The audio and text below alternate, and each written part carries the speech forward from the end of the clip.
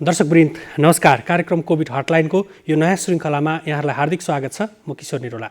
हामी यस कार्यक्रममा कोरोना भाइरसबाट सिर्जना भएका तपाईँका विभिन्न खालका समस्या र जिज्ञासाहरूलाई लिने गर्छौँ र सम्बन्धित निकाय र सम्बन्धित विज्ञसम्म पुगेर तपाईँको समस्या समाधानका निमित्त विभिन्न खालका प्रयासहरू गर्दै आएका छौँ।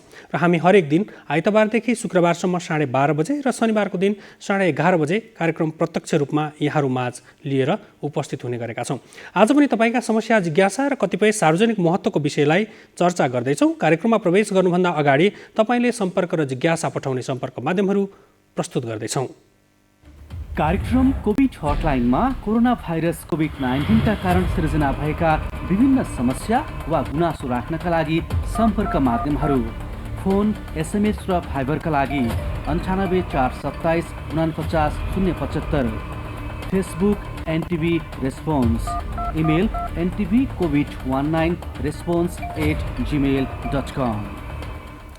दर्शकबिन गाविले उपलब्ध गराउने भनेको कोरोना विरुद्धको फाइजर खोप आज नेपाल आइपुगेको छ। कतार एयरवेजबाट बिहान 1,06,20 डोज खोप नेपाल आइपुगेको हो। उक्त खोप स्वास्थ्य मन्त्रालयले बुझिसकेको छ। -70 डिग्री भण्डारणमा गर्नुपर्ने उक्त खोप गाविले अनुदानमा उपलब्ध गराएको हो र 2 मात्रा लगाउनुपर्ने फाइजरको यो खोप 12 वर्षभन्दा माथिका दीर्घ रोगी भएका बालबालिकाहरूका लागि लगाइने स्वास्थ्य तथा जनसङ्ख्या मन्त्रालयले जनाएको छ र यसको प्रभावकारिता 95% रहेको जानकारी हामीलाई प्राप्त भएको छ। रुसमा कोरोना सङ्क्रमण दर बढेपछि पुनः निषेधाज्ञा लगाइने भइएको छ। आगामी नोभेम्बर 7 देखि 30 सम्मका लागि सेन्ट पिट्सबर्ग सहित मुख्य सहरहरूमा निषेधाज्ञा लगाउने तयारी गरेको जानकारी प्राप्त भएको छ। र पछिल्लो समय कोरोना भाइरसका विभिन्न खालका सिम्टम्सहरू देखिन थालेका छन्। मानवीय शरीरमा छालासँग सम्बन्धित समस्याहरू पनि विशेष गरी मानिसका खुट्टा र हातहरूमा कोभिडको असरहरू देखिन थालेको वैज्ञानिकहरूले बताइरहेका छन्। कतिपय अध्ययन अनुसन्धानले त्यो कुराहरू पुष्टि पनि गरिरहेका छन् र यी विषयमा पनि हामीलाई धेरै खालका जिज्ञासाहरू पनि आएका छन् र कतिपय जिल्लाहरूबाट सेवा अवरुद्ध भएका विषयमा पनि हामीलाई गुनासा र जिज्ञासाहरू प्राप्त भएका छन्। ती विषय पनि सम्बोधन गर्नेछौँ र पहिलो विषयवस्तु स्वरूप आज हामी कोभिडको कारणले गर्दाखेरि मानिसको हात खुट्टा र औँलामा विशेष गरी छालामा देखिएका समस्याको विषयमा हामी केही जिज्ञासाहरू राख्दैछौँ र यो विषयमा कुराकानी गर्नको लागि यति बेला हाम्रो प्रत्यक्ष भाइबर सम्पर्कमा छाला रोग विशेषज्ञ डाक्टर जीविना लामा हुनुहुन्छ। डाक्टर साहब, स्वागत छ यहाँलाई कार्यक्रममा। नमस्ते हजुर। विशेष गरी पछिल्लो समय मैले ब्याकग्राउन्डमा पनि अलिकति भने कोभिड पछाडि चाहिँ मानिसका शरीरमा भनौँ छाला लगायत विभिन्न खालका अङ्गहरूमा चाहिँ विभिन्न खालका समस्याहरू देखिन थालेका छन् र खुट्टा हात र औँलाका छालाहरूमा चाहिँ विभिन्न खालका सिम्टम्सहरू देखिएको र कोभिडको त्यो चाहिँ एउटा सिम्टम्स पोस्ट कोभिडलाई पनि त्यहाँनिर जोडेर हेर्ने गरिएको छ। यहाँहरूले यो कोभिडको सङ्क्रमण र छाला बिचको सम्बन्धलाई कसरी हेर्नु भएको छ? हजुर, कोभिड र छालाको एकदम क्लोज रिलेसनसिप छ। मैले प्रत्यक्ष रूपमा चाहिँ कोभिड हुँदाखेरि चाहिँ पेसेन्टहरूलाई हेर्दाखेरि धेरै सिम्टम्सहरू छालामा, नङमा, कपालमा देख्ने गरेको छु र पोस्ट कोभिड पनि हाम्रो कपाल झरेर नङमा सानसानो सेतो धर्साहरू आएर पेसेन्टहरू आउने गर्नु भएको छ। हजुर, र पछिल्लो समय वैज्ञानिकहरूले बताउँदै गर्दाखेरि यो समस्या देखिन थालेको बताएका छन्, तर नेपालको सन्दर्भमा त्यसलाई अलिकति धेरै नेग्लेक्ट गरेको खालको पनि देखिन्छ। यहाँहरूले उपचार गर्दै गर्दाखेरि चाहिँ यसका लक्षणहरू कस्तो देख्नु भएको छ र उपचारका लागि आउने बिरामीहरूमा देखिएका समस्याहरू चाहिँ कस्ता छन्? हजुर, अब नेपालको कन्टेक्स्टमा हेर्दाखेरि चाहिँ नेपालमा चाहिँ एकदमै साह्रो, किनभने कोभिड भनेको श्वास प्रश्वाससँग सम्बन्धित एउटा रोग भयो। सो हाम्रो मेन फोकस चाहिँ हामीलाई श्वास प्रश्वाससँग गाह्रो भयो भने हस्पिटल गएर हामी अक्सिजन दिने अथवा कोही मान्छेलाई एकदमै गाह्रो भएको छ भने भेन्टिलेटरमा राख्ने कुराहरू त्योको बारेमा बढी सोध्छौँ, तर हामीले छालालाई नेग्लेक्ट नै गरिरहेको हुन्छ। कोभिडमा चाहिँ देखिने भनेको चाहिँ अहिले तपाईँले जुन कुरा राख्नु भएको थियो हात खुट्टाको औँलाहरू सुनिने है, त्यो अहिले एकदमै रिसर्चमा आइरहेको छ। स्पेसली चाहिँ बेलायत होइन, युरोपियन कन्ट्रिजहरूमा चाहिँ हात खुट्टाहरू औँलाहरू सुनिने, यो चाहिँ जाडो महिनामा चाहिँ प्रायः जस्तो किचनमा काम गर्ने मानिसहरूको पनि सुनिने गरिन्छ। त्यस्तै खाले सुनिने, हाम्रो निलो रङको हुने र औँलाहरू फुलिने, यसलाई चाहिँ हामीले फोर्थ साइन अफ कोभिड पनि मान्न सक्छौँ भनेर वैज्ञानिकहरूले भन्नुभएको छ है। कसैलाई चाहिँ रुगाखोकी ज्वरो अथवा श्वास प्रश्वाससँग समस्या नभए पनि हात खुट्टा सुन्यो भने चाहिँ एकचोटि फिजिसियन कहाँ गएर कोभिड टेस्ट गराउने चाहिँ भनिएको छ। हजुर, अब यहाँले जाडोको समयमा खुट्टा सुन्निने अथवा छालामा देखिने असरको कुरा गर्नुभयो। सामान्यतया अरू बेला पनि मानिसको शरीरमा चाहिँ अथवा छालामा त्यो खालको समस्याहरू देखिने गरेको छ, तर हामीले आज अलिकति कोभिडसँग पनि यो विषयलाई जोडेको भएकोले गर्दाखेरि सामान्यतया हिसाबमा देखिने त्यो समस्या र कोभिड पछाडि देखिने समस्या बिचको फरक चाहिँ के छ डाक्टर साहब? हजुर, अब सामान्यतया हामीले देख्ने भनेको चाहिँ चिल्ब्लेन्स भन्छ, त्यसलाई चाहिँ पर्न्युसिस भन्छ। प्रायः चाहिँ यो चाहिँ यङ इन्डिभिजुअलमा पनि हुन्छ, बुढोहरूलाई पनि हुन्छ। किचनमा काम गर्ने प्रायः जस्तो चिसो पानी खेलिरहने मान्छेहरूलाई, बिहान उठेर चिसो हावामा हिँड्ने, बाइकहरू कुदाउने मान्छेलाई चाहिँ बढी देखिन्छ भन्यो भने कोभिडको अवस्थामा चाहिँ यो चाहिँ यङ इन्डिभिजुअललाई, बुढाबुढी भन्दा पनि यङ इन्डिभिजुअललाई बढी देखिन्छ। यो चाहिँ हातको औँलाहरू र खुट्टाको औँलाहरू सुन्निने, रातो हुने, निलो हुने र नचिलाउने। नर्मली चिल्ब्लेन्समा कोभिड नहुँदाखेरि हुने चिल्ब्लेन्समा चाहिँ चिलाउने हुन्छ भने कोभिडमा चाहिँ चिलाउनेहरू हुँदैन। विशेष गरी कोभिडको जुन खालको लक्षण पछिल्लो समय देखिएको छ यो चाहिँ जुनसुकै उमेर समूहलाई हुन्छ वा त्यसको पनि कुनै पर्टिकुलर एज ग्रुपहरू छ? हजुर, अब यो चिल्ब्लेन्स मात्रै नभएर, यो औँलाहरू सुन्निने मात्रै नभएर अरू समस्याहरू पनि हुन्छ। जस्तो हामीले अघि भन्यौँ, कपालहरू झर्ने हुन्छ, चिकन पक्स जस्तो, घमरा जस्तो ऱ्यासेसहरू आउने, स्पेसली हाम्रो हातको पछाडि घुँडामा, कुइनाहरूमा देखिने हुन्छ। कसैको चाहिँ मुख र ओठ र मुखभित्र चाहिँ अल्सर भन्ने घाउहरू पनि आउने गर्छ। कसैमा चाहिँ कोभिड भइसकेपछि चाहिँ कालोपन, छालामा चाहिँ घाँटीबाट बिस्तारै बिस्तारै मुखमा पनि कालोपनहरू सर्दै जाने समस्याहरू पनि हुन्छ। र पछिल्लो समय हामीले के अध्ययनहरू हेर्दाखेरि यो छालामा देखिने समस्या, विशेष गरी कोभिड पछाडिको समस्यालाई चाहिँ कोभिडो पनि भनिएको रहेछ।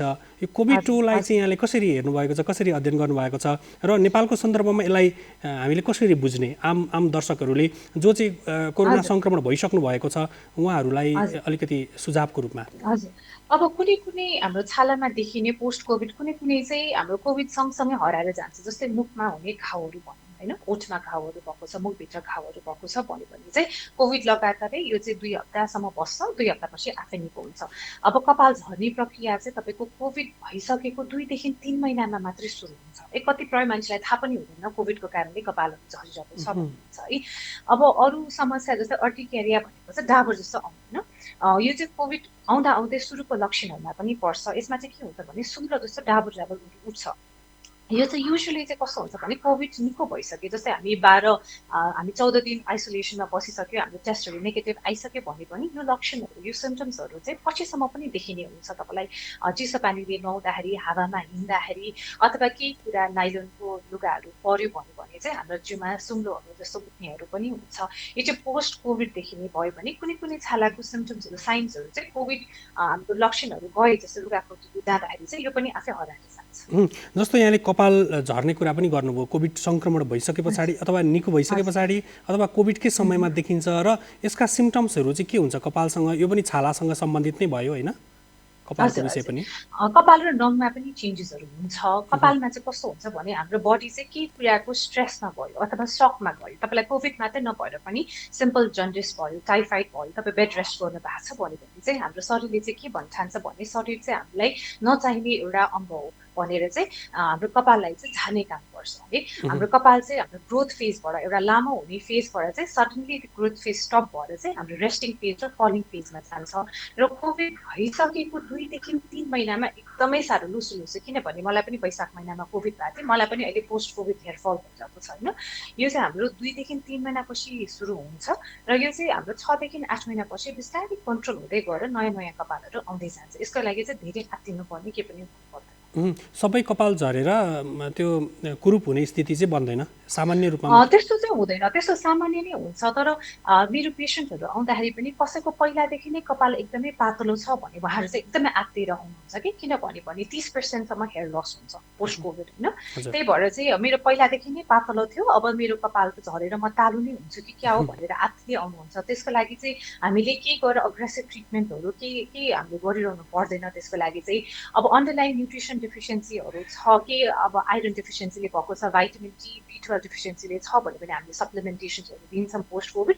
तर खासै पोस्ट कोभिड हेयर फलको लागि हामीले केही उपचारहरू गराउनु पर्दैन, त्यो आफै कपाल बिस्तारै पलाउँदै जान्छ। अब हामीले अहिले छालासँग सम्बन्धित विषयमा छलफल गरिरहेको भएको हिसाबले यो छालासँग सम्बन्धित समस्याहरू चाहिँ कोभिडको गम्भीर सङ्क्रमण भए पछाडि हुने हो वा सामान्य बिरामीहरू जो सामान्य लक्षण नदेखेर सङ्क्रमण भएका बिरामीहरूमा पनि यो समस्या देखिन सक्छ? तपाईँहरूको अध्ययन हजुर हजुर हजुर हजुर दुवै किसिमकोमा देखिन्छ। किनभने कसैमा चाहिँ तपाईँको कोभिडको सिम्टम्सहरू जस्तै हाम्रो नर्मल सिम्टम्स भनेको रुगाखोकी लाग्ने, कफ आउने, ज्वरो आउने, हाम्रो स्मेलहरू जाने, टेस्टहरू जानेहरू समस्याहरू हुन्छ नि, त्यस्तो नहुँदाखेरि पनि यो छालाको मात्रै सिम्टम्सहरू पनि देखिन सक्छ है। अब इन्डियाको स्टडिजमा चाहिँ मेको स्टडी मैले पढेको थिएँ, मेको स्टडीमा चाहिँ के देखेको थियो भने 40% पेसेन्टलाई जो कोभिड सङ्क्रमित भएको हाम्रो स्वाब टेस्टमा पोजिटिभ भएको पेसेन्टलाई चाहिँ कोभिडको अरू सिम्टम्स आउनुभन्दा अगाडि अथवा हाम्रो छालामा मात्रै पनि सङ्क्रमण, हाम्रो छालामा मात्रै नै साइन्स एन्ड सिम्टम्सहरू पनि देखिएको छ, त्यस्तो पनि देखिएको छ है। त्यही कारण म के भन्छु भने अहिले भेरिएन्ट्सहरू चेन्ज भइरहेको छ, त्यही कारण तपाईँको चाहिँ 3टा मुख्य सिम्टम्सहरू छालामा देखिन सक्छ। एउटा हात खुट्टाहरू सुनिने, खुट्टाको औँला, हातको औँलाहरू सुनिने, अनि सुम्लो जस्तो डाबरहरू उठ्ने, शरीरभरि डाबरहरू उठ्ने, मिनटमै डाबर उठ्ने, 1 घन्टा 2 घन्टामा डाबरहरू बस्ने, अथवा घमौरा जस्तो सानो मसिनो डाबरहरू हातको पछाडि, खुट्टामा, घुँडामा आउँछ भने चाहिँ तपाईँको यो कोभिडको लक्षणहरू पनि हुनसक्छ। त्यस्तो समस्या आएमा चाहिँ तपाईँले एकचोटि चाहिँ कोभिड जाँच चाहिँ गरेको राम्रो हुन्छ। यो खालको लक्षण देखियो भने चाहिँ त्यो सङ्क्रमण रहेछ, तर उहाँलाई सिम्टम्सहरू चाहिँ जुन हामीले अरू भनिरहेको सिम्टम्सहरू नआएको पनि हुनसक्छ हजुरको होइन, जस्तो कोभिडको नर्मल सिम्टम्सहरू नभइकन छालामा पनि लक्षण हुनसक्छ है। युरोपियन कन्ट्रिजतिर चाहिँ के भनिन्छ भने अहिले चाहिँ छालामा मात्रै पनि सिम्टम्सहरू आउने चाहिँ 17% इन्डिभिजुअलको चाहिँ छालामा मात्रै पनि हुन्छ, अरू केही पनि सिम्टम्स हुँदैन, तर टेस्ट गर्दा चाहिँ कोभिड पोजिटिभ हुन्छ। छालामा चाहिँ औँलाहरू सुनिने, डाबरहरू आउने, निलो सुम्लो जस्तोहरू उठ्ने, त्यस्तोहरू पनि समस्या देखिन्छ। जस्तो कतिपय ठाउँमा हामीले डाक्टरहरूसँग जानकारी लिँदाखेरि त्यो छाला उक्किने खालको समस्या, यहाँले अघि नङको कुरा पनि गर्दै हुनुहुन्थ्यो, नङको छेउमा चाहिँ त्यो छालाहरू उक्केर रातो हुने, त्यहाँ डाबरहरू बस्ने खालका लक्षणहरू पनि हामीले कता कता देखेका छौँ र जानकारीमा राखेका छौँ। यो पनि यो कोभिडसँग सम्बन्धित छ? हजुर कोभिडसँग पनि सम्बन्धित छ, तर त्यो फङ्गल इन्फेक्सन पनि हुन्छ। अब पेसेन्टको अन्डरलाइन पहिलाको कन्डिसन्सहरू छ कि छैन हामीले त्यो पनि रुल आउट गर्नुपर्ने हुन्छ। किनभने पनि हाम्रो नेपाल जस्तो देशमा चाहिँ छालाको रोगलाई चाहिँ त्यति प्राथमिकता दिएको हुँदैन। हाम्रो फङ्गल इन्फेक्सन भयो, नङमा नै नङै कुहिँदैछ भने पनि हामी अस्पताल गएर उपचारहरू गराउँदैन। कहिलेकाहीँ त्यस्तै भएको पेसेन्टमा पनि कोभिड भयो भने पनि त्यो सिम्टम्सहरू अलिकति एक्जाजरेट रूपमा पनि आउन सक्ने सम्भावना चाहिँ हुन्छ। त्यही कारण एकचोटि जाँच गर्दाखेरि हामीले पहिला हिस्ट्रीहरू हेरेर पहिला उहाँलाई नै फङ्गल इन्फेक्सनहरू थियो कि थिएन, नङको छेउछेउमा उक्किने नङको रोगहरू छ कि छैन, त्यो एकचोटि बुझ्नुपर्ने। हजुर, अब केही समय अगाडि हामीलाई जिज्ञासाको रूपमा पनि प्राप्त भएको र यहाँले अघि थोरै कपाल झर्ने कुरा पनि गरेको हुनाले कोभिड पछाडि जुन हामीले प्रयोग गर्ने मास्क लगायतका अन्य विभिन्न खालका औषधि केमिकलहरू पनि प्रयोग गरिरहेका छौँ, यसबाट अन्य खालका समस्याहरू जस्तै अनावश्यक ठाउँमा रौँहरू निस्कने, अनुहारमै पनि रौँ निस्केका कुराहरू पनि यदाकदा हामीले प्राप्त गरेका थियौँ। यो स्थिति चाहिँ हुनसक्छ कि सक्दैन, असाधारण किसिमका लक्षणहरू? त्यस्तो चाहिँ मैले अहिलेसम्म कहीँ पढेको पनि छैन, सुनेको पनि छैन, मैले आफ्नै प्र्याक्टिसमा देखेको पनि छैन होइन। तर मास्कको कारणले जबदेखि हाम्रो मास्क लगाउन सुरु भयो, लगभग हाम्रो 2 वर्ष हुन लागिसक्यो, मास्कको कारणले चाहिँ कहिले पनि 24 नआउने, छालामा कहिले पनि 24 नआउने मान्छेको चाहिँ हाम्रो मास्क लगाउने एरियामा चाहिँ 24हरू आउने। अनि मेडिकल फिल्डमा काम गर्ने नर्स डक्टर्सहरूले मास्क एकदमै धेरै लगाउने, धेरै लामो समयसम्म लगाउने भएकोले चाहिँ चायापोतोहरू जहाँनिर घर्षण हुन्छ त्यहाँनिर चायापोतोहरू बढ्ने, अथवा चायापोतो पहिल्यै भएकोमा कालोहरू हुने, र हाम्रो चाहिँ छालामा चाहिँ एलर्जी, एकदमै छाला सेन्सिटिभ हुँदै जाने समस्याहरू चाहिँ देखिएको छ। तर मास्कको कारणले अथवा कोभिडको कारणले नै अनावश्यक रौँहरू आउने त्यो केसेसहरू चाहिँ हामीले अहिलेसम्म देखेको छैन। अब डाक्टर साहब, अब यसको उपचारतर्फ पनि जाउँ होइन। कोभिड पछाडि जुन खालको लक्षण देखिएको छ, अब यो त पछिल्लो समय मात्र नेपालमा चाहिँ यो छालाको लक्षण पनि एउटा कोभिडको लक्षण हो भन्ने कुरा केही मानिसहरूले जानकारीमा राखेको देखिन्छ। अब उहाँहरूले उपचारका लागि अथवा परीक्षणका लागि जानुपर्ने त छँदैछ, सँगसँगै त्यसको घरेलु उपचार अथवा अन्य उपचारका विधिहरू के हुन सक्छन्, कसरी हामी सुरक्षित रहन सक्ने? हजुर, अब ट्युबले जस्तै औँलाहरू खुलिन थाल्यो, सुनिन थाल्यो भन्यो भने चाहिँ हामी वार्म कम्प्रेसन भनेको चाहिँ हामी हट वाटर ब्यागमा चाहिँ तातो पानी, एकदमै पोल्ने पानी चाहिँ होइन, तातो पानी राखेर तातो पानीले सेक्ने, जहाँ जहाँ सुन्निएको ठाउँहरू छ होइन, बिहान बेलुका सेक्ने गर्छौँ। मुखमा हाम्रो ओठमा घाउहरू आएको छ, अल्सरहरू आएको छ भने पनि एन्टिब्याक्टेरियल क्रिमहरू हाम्रो औषधि पसलमा पाइन्छ, एन्टिब्याक्टेरियल क्रिमहरू प्रयोग गर्न मिल्छ, अथवा हामीले हनी अदुवाहरूको रसहरू पनि लगाउन मिल्छ। र त्यो बाहेक चाहिँ खासै हामी हामीले अरू घरेलु उपचार गर्दैमा छालाको रोगहरू जाने भन्ने चाहिँ हुँदैन। अब यो कोभिडको सन्दर्भमा कुरा गर्दाखेरि चाहिँ यहाँले भनेकै औषधि उपचारले मात्र पनि त कोभिड त्यो लक्षण हटाउन सकिन्छ कि सकिँदैन भन्ने पनि एउटा प्रश्न खडा होला। अनि परीक्षणको लागि जानुपर्ने त्यस पछाडि गर्नुपर्ने उपचार विधि हो कि त्यो हामीले त्यो चाहिँ यहाँले भनेको औषधिहरू प्रयोग गरेर अनि परीक्षणको लागि बिस्तारै जाँदा हुन्छ भन्ने खालको के रहन्छ यहाँको सुझाव? हजुर, अब हजुरको किनभने कोभिड भनेको श्वास प्रश्वाससँग हुने रोग भएकोले चाहिँ तपाईँलाई सिम्टम्सहरू कतिको गाह्रो भइरहेछ, सास लिन कतिको गाह्रो भइरहेछ, तपाईँको सेचुरेसन्सहरू मेन्टेन भएको छ कि छैन, तपाईँ घर बसी नै तपाईँले रेस्ट गरेर हाम्रो कोभिडसँग लड्न सक्ने क्षमता छ कि छैन, त्यसमा पनि भर पर्छ है। अब एकदमै गाह्रो भएको छ भने अस्पताल गएर तपाईँले यो परीक्षण गरेर तपाईँले डक्टरहरूको प्रेस्क्रिप्सन अनुसार औषधिहरू प्रयोग गर्दा राम्रो। तर तपाईँलाई त्यस्तो गाह्रो भएको छैन, अरू समस्याहरू भएको छैन भने पनि घरमै बसी फार्मेसीमा गएर औषधि पसलहरूमा गएर हल्का मलमहरू लगाउँदा मैले भनेको जस्तै हट वाटर ब्यागहरूले सेक्दाखेरि पनि राम्रो। हजुर, मैले अन्त्यमा यो पछिल्लो समय जुन सेनिटाइजरको प्रयोग बिचमा त अलिकति रोकिएको पनि थियो, छालामा समस्या देखियो भनेर सेनिटाइजरको प्रयोगले चाहिँ हाम्रो छाला अब अथवा हाम्रो अनुहारमा पनि भनौँ होइन, अब त्यो हिसाबले गर्दाखेरि कतिको असर गर्न सक्छ, हामीले त्यसको प्रयोग गर्दा चाहिँ के विषयमा अलिकति ध्यान पुर्याउन सक्यौँ भने त्यसबाट बच्न सकिन्छ। मैले किन पनि जोडेको भन्दाखेरि औषधि व्यवस्था विभागले बारम्बार चाहिँ यो गुणस्तरहीन सेनिटाइजरहरूलाई कारवाही गरिरहेको छ, त्यसले हामीलाई असर गर्न सक्ने सम्भावनातर्फ कसरी सचेत हुने? हजुर, अब सेनिटाइजरमा हुने भनेको एल्कोहल हो। एल्कोहलले हाम्रो स्किनलाई एकदमै ड्राई र इरिटेट गर्छ है। त्यही कारण म पनि सकेसम्म चाहिँ साबुन पानीको प्रयोग गरौँ भनेर भन्छौँ। हाम्रो फर्स्टमा कोभिडको हाम्रो जुन सङ्क्रमण सुरु भएको थियो त्यसपछि चाहिँ मैले म्याक्सिमम पेसेन्टहरू हेर्ने केसेसहरू हेर्ने भनेको चाहिँ सेनिटाइजरको युज गरेर हातमा चिराहरू पर्ने, रगतहरू आउने, जति मोइस्चराइजर लाए भने पनि हातको छालाहरू रिकभर नहुने, मैले त्यस्तो केसेसहरू पढिरहेको थिएँ।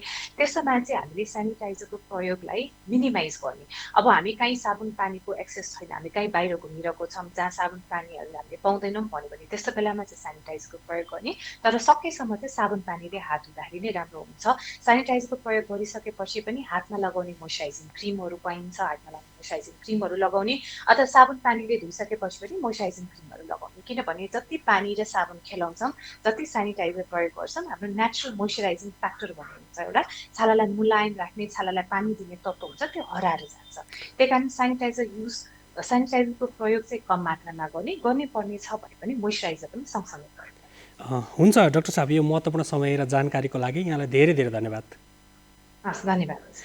दर्शकबिन्दु, हुनुहुन्थ्यो छाला रोग विशेषज्ञ डाक्टर जीबिना लामा। हामीले पछिल्लो समय कोभिडको लक्षणको रूपमा खुट्टा तथा हातका औँलाहरू र छालाहरूमा विभिन्न खालका समस्याहरू देखिन थालेको अध्ययनहरूले देखाएका छन्, जसलाई कोभिडको नाम पनि दिएको छ। र मानिसहरूमा यस्तो खालको लक्षण देखियो भने चाहिँ कोरोना सङ्क्रमणको लक्षण हुनसक्छ भन्ने हिसाबले जिज्ञासाहरू पनि आएका थिए र त्यो अध्ययनले पनि देखाएको हिसाबले हामीले यो विषयलाई आज चर्चा गरेका थियौँ। अर्को एउटा विषय बाँकी नै छ, त्यसमा प्रवेश गर्नुभन्दा अगाडि केही महत्त्वपूर्ण सन्देश प्रस्तुत गर्दैछौँ।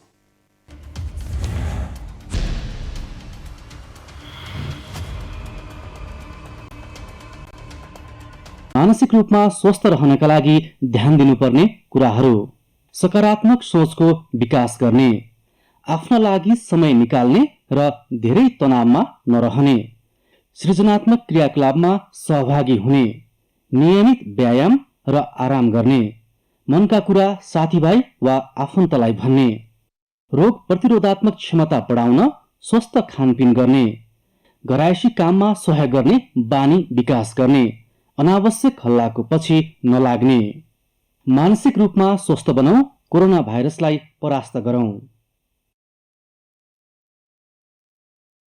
यदि तपाईलाई कोभिड-19 को लक्षण देखिएमा तुरन्तै पीसीआर परीक्षण गराउनुहोस्। यसरी गरिएको परीक्षण पोजिटिभ भएमा तपाईँ होम आइसोलेसनमा बस्न सक्नुहुनेछ।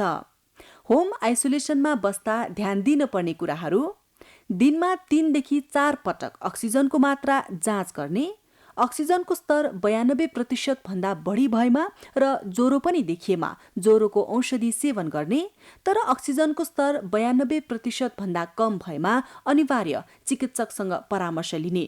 परामर्शका लागि 1133 वा 1115 सम्पर्क गर्ने। चिकित्सकको सल्लाह बिना जथाभावी औषधि सेवन नगर्ने।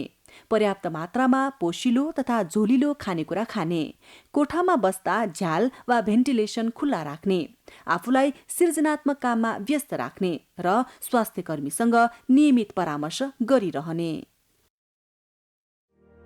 यति बेला कोरोना भाइरसको नयाँ भेरिएन्ट फैलिँदो क्रममा छ। यो समयमा आफूलाई संक्रमण र यसको असरबाट कसरी बचाउन सकिन्छ? अत्यावश्यक काम बाहेक घर बाहिर नजाने, सामान किन्न जाँदा सुरक्षित भएर जाने, अत्यावश्यक काम परेर बाहिर जानु परेमा मास्क, सेनिटाइजरको प्रयोग र भौतिक दूरी अनिवार्य पालना गर्ने, विदेशबाट वा जिल्ला बाहिरबाट आउनु भएको छ भने अनिवार्य होम क्वारेन्टाइन वा आइसोलेसनमा बस्ने, बजारबाट सामान किन्दा आफूलाई चाहिने जति मात्र किन्ने, अनावश्यक जोहो नगर्ने, कोरोना भाइरससँग सम्बन्धित सूचना वा सामग्रीको आधिकारिकता जाँचेर मात्र धारणा बनाउने, आधिकारिकता नभएका त्यस्ता सूचनाहरू सामाजिक सञ्जालमा सेयर तथा कमेन्ट नगर्ने, तपाईले लगाउनु भएको मास्कले मेरो सुरक्षा गर्छ, मैले लगाएको मास्कले तपाईको सुरक्षा गर्छ, त्यसैले मास्कको प्रयोग अनिवार्य गरौँ र कोरोना भाइरसबाट बचौँ र बचाऊ। नेपाल सरकार, सञ्चार तथा सूचना प्रविधि मन्त्रालय। दर्शकबिन, पछिल्लो समय बेमौसमी रूपमा परेको अविरल वर्षाका कारण कतिपय ठाउँमा स्वास्थ्य सेवा अवरुद्ध भएको जानकारीहरू हामीले प्राप्त गरेका छौँ। यसैगरी पछिल्लो समय जिल्ला अस्पताल बझाङमा पनि पछिल्लो समय परेको पानीका कारणले गर्दाखेरि त्यहाँ बाढी पहिरो लगायतका विभिन्न विपद आइलागेपछि त्यहाँ चाहिँ सेवाहरू अवरुद्ध भएको जानकारी हामीले प्राप्त गरेका छौँ र विशेष गरी बाढी पीडितहरू र सँगसँगै कोरोना सङ्क्रमितहरूको उपचारमा पनि समस्या भएको जानकारीहरू हामीले प्राप्त गरेका छौँ र यो विषयमा जानकारी लिँदैछौँ। र यति बेला यो विषयमा कुराकानी गर्नको लागि बझाङबाट जिल्ला अस्पताल बझाङका प्रमुख सन्दीप कुमार ओखेडा हाम्रो प्रत्यक्ष फाइबर सम्पर्कमा हुनुहुन्छ। प्रमुखज्यू, स्वागत छ यहाँलाई कार्यक्रममा। हजुर, धन्यवाद सर। हजुर, मैले यो सेवा प्रवाह अवरुद्ध भएकै विषयबाट यहाँसँग जानकारी लिन खोजेँ। कहिलेबाट अवरुद्ध भएको, के छ अहिले पछिल्लो स्थिति, त्यहाँको जानकारी गराइदिनु न।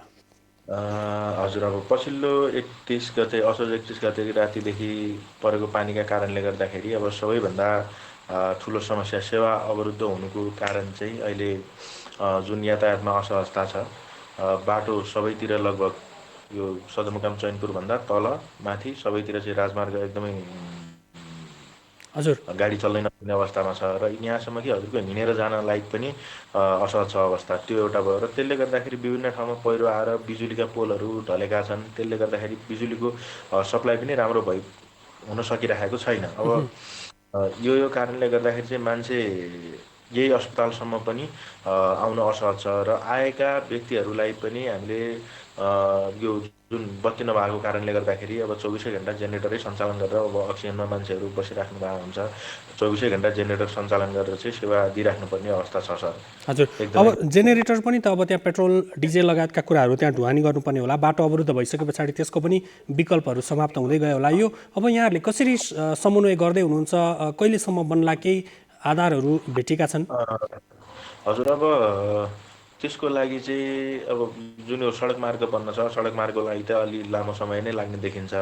त्यसका अतिरिक्त अस्पतालबाट प्रवाह हुने सेवा दिनको लागि चाहिँ जुन बिजुलीको बन्दोबस्त गर्नुपर्ने हो, त्यो चाहिँ हाम्रो यहाँ नेपाल विद्युत प्राधिकरणको बझाङ वितरण केन्द्रको प्रमुखज्यूसँग चाहिँ हामी निरन्तर समन्वयमा छौँ र उहाँले चाहिँ अब 2-3 दिनभन्दा ढिलो नगरिकनै हाम्रो चाहिँ जुन मेन लाइन आइहाल्छ त्यति बेलासम्म जसरी हुन्छ म्यानेज गर्नु सर भनेर भन्नुभएको छ र त्यही अपेक्षामा छौँ। र अर्को कुरा, जो मान्छे चाहिँ हामी कहाँ पुग्न सकिराख्नु भएको छैन, जस्तै बझाङ जिल्लाको थलारा गाउँपालिकाको जहाँ डिक्ला भन्ने क्षेत्र जहाँ चाहिँ पहिरोमा पुरिएर 24 जनाको निधन भयो र त्यसपछि खप्चडछान्ना गाउँपालिका जहाँ चाहिँ 5 जनाको निधन भयो, त्यहाँ चाहिँ हामीले जुन पहिरो आएको थियो त्यो दिन नै गएर जुन त्यही ठाउँमा गर्न सकिने घाइतेहरूको लागि प्राथमिक उपचार र त्यसका अतिरिक्त जुन यो बाढी पहिरो जस्ता विपदका घटनाहरू भइसकेपछि पानीका मुहानहरू फोहोर हुने र त्यसपछि अन्य जनजीवन चाहिँ सरसफाइ गर्न कठिनाइ हुने भएको कारणले गर्दाखेरि त्यसको